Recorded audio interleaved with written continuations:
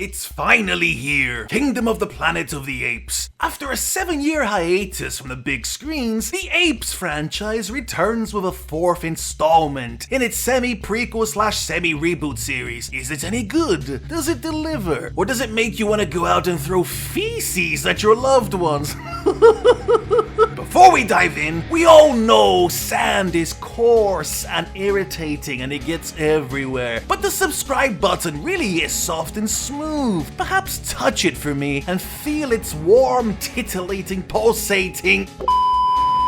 Please like and subscribe. If you don't, many kittens will die, so don't be a murderer. Like and subscribe and help me save all the kitties. So, after 2017's War for the Planet of the Apes concluded that trilogy, which began with Rupert Wyatt's 2011 Rise of the Planet of the Apes and taken over by director Matt Reeves for the middle installment in 2014's Dawn of the Planet of the Apes, Merlin's Beard. These movie titles are such tongue twisters. Ugh. Anyway, the big question at the end of the 3rd entry was, should we continue? Of course, after that Apes trilogy brought in a total of approximately $1.5 billion, Hollywood would find a way to bring it back. When I first heard Disney was going to be firing up the engines for a 4th installment, I cringed. But then something happened. Something I did not expect. Wes Ball was announced as the director. For those of you unfamiliar, Wes is responsible for the Maze Runner trilogy, a trilogy that I feel has only gotten better with age. Yes, I unabashedly love those movies. They were very fresh alternatives to the movies that dominated the box office at that time. The Maze Runner movies really surprised me, for they weren't afraid to really ramp up the ambition and visual scope, given that they didn't have the endless resources and ginormous budgets of, say, a James Cameron or a Marvel Studios movie. And before any of you ask, no, I haven't read the books, but the Maze Runner movies had a visual flair and style that simply appealed to my synthetic android brain. Anyway, Wes Ball is a very experienced director when it comes to visual effects. He really knows how to capture frames that stick in your head long after the movie is done. He has a particular visceral style in how he shoots action scenes that simply just work without coming across as self-indulgent or excessive. He brings that same experience, intensity, and attention to detail to Kingdom of the...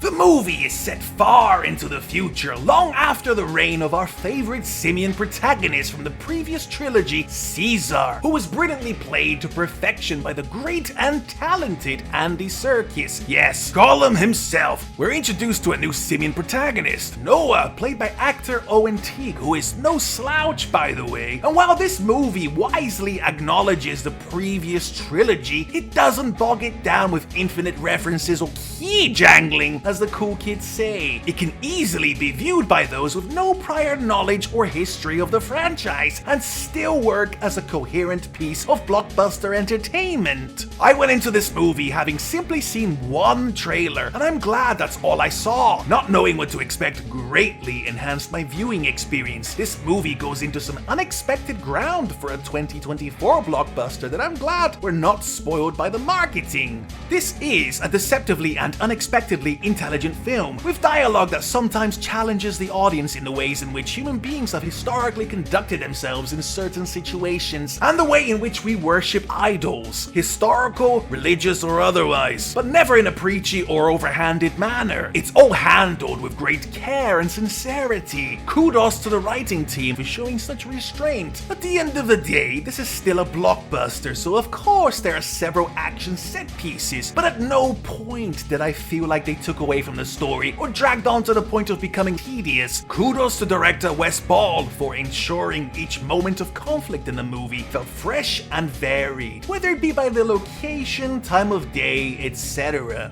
I remember watching War for the Planet of the Apes in theaters back in 2017 and really thinking to myself, goodness me, these apes truly do look real. Kingdom of the... very much continues that trend. I know, in the age of unnecessary CGI-infested superhero movies filled with subpar, unconvincing visuals, this movie felt like a breath of fresh air. It truly is a beautiful looking movie. The cinematography really shines. The crew, believe it or not, really took this movie out to film in many real locations. Some of those locations were obviously enhanced by visual effects, but this proved to be a really smart choice, for this really does allow the film to have a certain weight and grit that simply could not be achieved if it was filmed entirely, say, at a motion capture studio. I've read some criticism for this movie where some stated it was too long or that the human element was quote-unquote boring. And to that I will say never at any point was I bored or thinking to myself, oh good grief, this movie is too long. The running time felt just right, like a nice crunchy fart.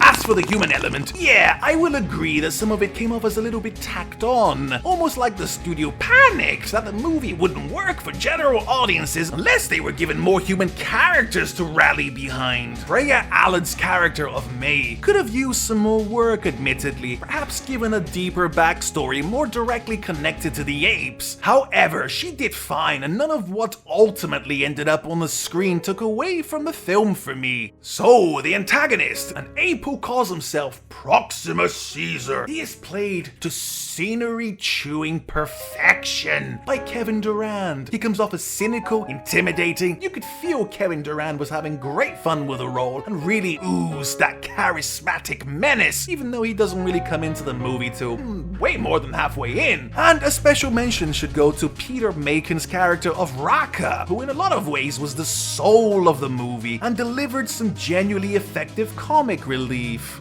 This movie exceeded my expectations, and much like Dune Part 2, although not quite on the same level as that movie, it is proof that Hollywood can, on occasion, still get blockbusters right. I believe this movie will only get stronger with time and repeat viewings. I'm very much looking forward to future viewings myself. I hope the people go out to support this one. Oh, and remember, save the kittens! Like and subscribe. I have to go now. Somewhere out there in the void, exorcism needs performing.